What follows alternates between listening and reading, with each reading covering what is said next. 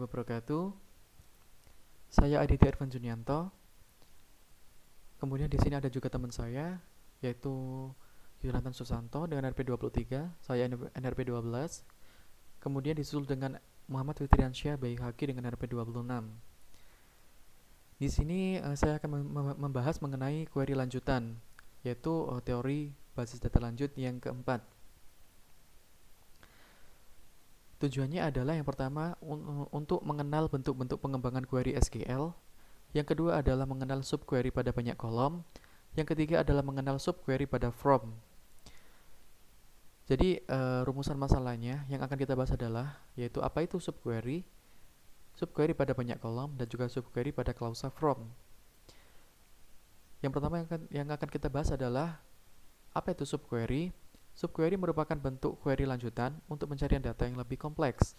Subquery adalah statement select yang dilampirkan sebagai klausa dalam statement SQL yang lain. Subquery terdiri atas subquery inner query dan main query atau outer query. Eksekusi yang dikerjakan lebih dulu adalah subquery atau inner query yang dijalankan sekali sebelum main query. Kemudian hasil dari subquery digunakan oleh main query atau outer query. Ini untuk ilustrasi gambarnya. Main query adalah yang utama, kemudian subquery adalah di bawahnya atau di dalamnya, dan yang dikerjakan adalah subquery terlebih dahulu sebelum akhirnya nanti menyentuh ke main query-nya. Kemudian ini adalah contoh bentuk subquery seperti itu. Kita select last name from employees where salary, di mana salary-nya adalah kita pilih nih. Jadi untuk mengetahui salary-nya berapa atau salary-nya lebih besar dari berapa, yang ketemunya nanti adalah 10.500, di mana where salary lebih dari 10.500, di sini 10.500. Kita select proses untuk subquery-nya terlebih dahulu agar ini bisa ketemu 10.500, kemudian diproses kepada main query-nya seperti itu. Query di atas akan menampilkan nama pegawai yang gajinya lebih dari pegawai dengan nomor pegawai 149. Sebelumnya, gaji dari pegawai dengan nomor pegawai 149 tidak diketahui. Untuk itu, kita tempatkan sebagai subquery agar nilai yang tidak diketahui tersebut dapat diketahui. Dan pada ilustrasi gambar di atas, nilai gaji dari pegawai 149 adalah 10.500. Kemudian yang kedua adalah subquery pada banyak kolom. Subquery pada banyak kolom. Pada subquery pada banyak kolom, tiap baris dari main query dibandingkan dengan nilai dari subquery multiple row dan multiple column. Berikut ini contoh pembandingan dengan banyak kolom dan baris.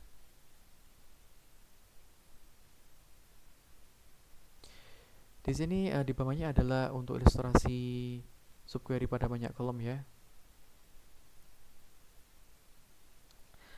Kemudian pembandingan kolom dalam subquery banyak kolom dapat berupa pembandingan berpasangan atau pairwise comparison subquery, pembandingan tidak berpasangan non-pairwise comparison subquery.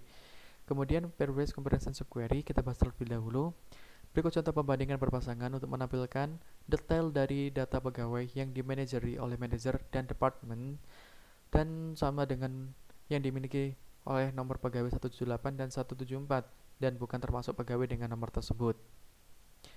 Kemudian kita masuk kepada non-pairwise comparison subquery.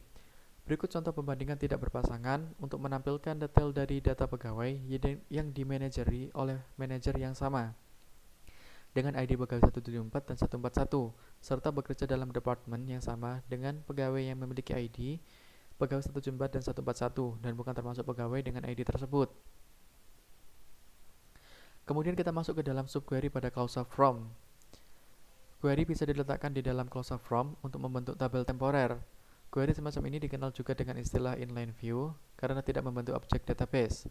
Berikut ini contoh penggunaan query dalam klausa from.